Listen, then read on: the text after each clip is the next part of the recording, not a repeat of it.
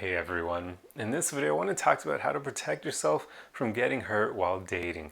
So I'll be sharing with you a list of things that will help you solve just that in your own life. And this list, just to jump right into it, to give you a quick summary if that's all you're here for, is you should let go of your attachment to outcome, you should lower your expectations, raise your standards, create and enforce healthy boundaries, and then put yourself first and practice self-love. That is the full list that I'll be delving into in this video. Now, ironically, the only surefire method for completely avoiding getting any pain or becoming hurt while dating is, of course, to not date at all. But that's an option none of us are looking for because it leads to you being lonely and unhappy. So, to jump right in, the first thing you should do is let go of your attachment to outcome. This causes a lot of pain in the dating process because people will create these outcomes that they truly desire with all their heart, and it creates a lot of neediness and it sets you up for failure because what if those outcomes aren't met? A lot of people want a long-term relationship and then they can meet someone who's only looking for something short-term or someone who's emotionally unavailable, so they're not going to be able to provide a long-term relationship for that person. Or in the case of a lot of guys, guys will be chasing after getting laid, and then if that doesn't happen, yet again, they're setting themselves up for failure. So as much as possible, you should just let go of your attachment to outcomes. You don't want the neediness that it creates because then you're pining for that specific outcome to be achieved, and you just don't want the pain that comes from what if they just simply don't work out the way that you want them to. So learn to just let go. Learn to create a more carefree dating experience where you're taking things day by day, seeing where things go, and you're not super attached to things turning out a specific way. Now, of course, that means that you could still want a long-term relationship with the other person. You could see that they're high quality and want something more, but you shouldn't become super attached to that long-term relationship option. You should just think, oh, I would love for that to happen, but I'm going to see where things go, and I'll be okay if that doesn't happen because you just never know. And then take it that way, and it'll create a lot healthier dating experience for you. So on to the next thing. Lower your expectations. This pretty much goes hand in hand with the previous thing, but yet again, this is an important one because so many people create these really high or unrealistic expectations for others, and it sets you up for failure. It makes it so that you're going to get hurt because what if people don't uphold those expectations? Everybody is different, and what often happens is people base their expectations on their past experience. So if they were treated a certain way by previous partners, then they're going to want the new partner to treat them in a similar way. But everyone is different, so it's kind of unfair to want or to place those expectations on the new partner. I can give you a funny example that happened to me rather recently. I was talking to this one woman on a date, and she was basically telling me how she actually likes it when guys bring her flowers on the first date, and she'd actually had a few guys do that to her in the past. And that to me is one of the strangest things a guy could do in modern times because it's super old fashioned. So there's a cute factor in that. I get it. It's kind of charming. But at the same time, bringing her flowers on the first date, that's like, it's just, there's something about that to me that I would just never do it. There's a lot of neediness behind it. It's like you're putting her on a pedestal and you're like, here, thank you, beautiful creature, for the opportunity to go on a date with you. Here, accept these flowers as a token of my gratitude. There's just something weird about it. I would never do it.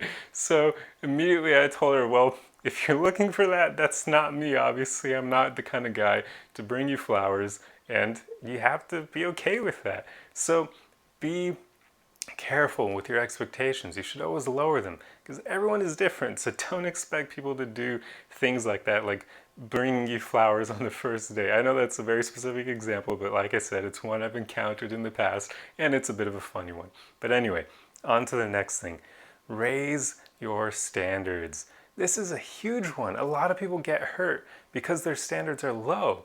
And when you have low standards, you're going to entertain low quality people, and low quality people are just way more likely to hurt you than high quality people for the pure reason that they haven't worked on themselves. They haven't put in that work and dedication to make themselves better, so they're less likely to care about you and your feelings, and more likely to do things that will hurt you. High quality people have way more empathy. They're not going to treat you in that way. They're likely going to think, hey, I shouldn't do anything to this person that I wouldn't want other people doing to me. So they're far less likely to hurt you. So raise your standards. Start looking for those higher quality people. Now, of course, do not make your standards too high. Don't make them unrealistic, because then you're going to set yourself up to be single your whole life. But it's still okay to hire them or raise them a bit. Hire doesn't quite work, the grammar there is off. But it's okay to raise them a bit. Just don't go too far, of course. Now, on to the next thing. Create and enforce healthy boundaries. This is another big one. A lot of people they're kind of lax with their boundaries. It's like they don't even think about creating some in the first place. And then for those people who do create boundaries, a lot of them won't enforce them. They'll create exceptions for people, or they'll just let people walk all over them, even though they know that they have this boundary in the back of their mind. Don't do either of these things. You need to create and enforce boundaries. If you create boundaries but you don't enforce them, then what's the point of them? You're letting people walk all over you. You might as well not even have them at all. So you need to do both of these things. Enforcing them is a really important part. That's where you're not going to let people walk all over you. So spend time thinking about the ways that you want to be treated by other people. And then if you go on dates with people and they treat you in ways that you do not like, call them out on it and tell them that you don't appreciate that, and that if they continue to do those things, you're just going to walk away. You're not going to entertain them any further, because you shouldn't. If they're not going to respect your boundaries, then they're not going to be a good partner for you, even for short-term flings. So kick them to the curb. Create and enforce healthy boundaries. That will make you far less likely to be hurt by other people, because you're basically setting rules, setting, I guess, guidelines for how you wish to be treated by them. It's super important. So actually spend time thinking about it, and then develop the courage and confidence to uphold those boundaries when people start to walk all over them. Now anyway, on to the final thing. Put yourself first and practice self-love. These are huge ones. Putting yourself first is going to really help you not get hurt, because it'll make you start to actually focus on yourself and improving your own life so much that you're not going to quite need other people in there as much as before.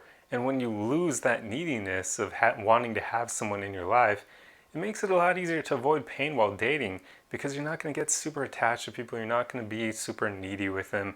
You're going to be comfortable doing things on your own, because you already put yourself first. You focus on making your life great before inviting other people to join it. So it's important that you do this. Focus on yourself, focus on improving yourself so that you can also attract higher quality partners, because like I've said in many previous videos, if you want a high quality partner, you need to be high quality yourself. There's no way around it. Like attracts like, and if you want the best partners out there, then you need to become a great partner yourself. So definitely work on that. And then practicing self-love is huge too, because self-love is all about loving and accepting yourself as you are, treating yourself like you would a best friend or someone you deeply care about. It's super important for living a great life. And it's really important for having a healthy and good dating process, because then when people do hurt you, it's going to be minimized because you love yourself, you accept yourself. So if they don't, then you're just going to think, well, I can provide those things for myself and I don't need them in my life anyway. And you're able to move on a lot quicker and even way easier than most other people. So self-love is just a very important thing. I've actually already made quite a few videos on this. So if you don't quite know how to practice it, then feel free to do a search on my page. Just type in self-love and you should find something.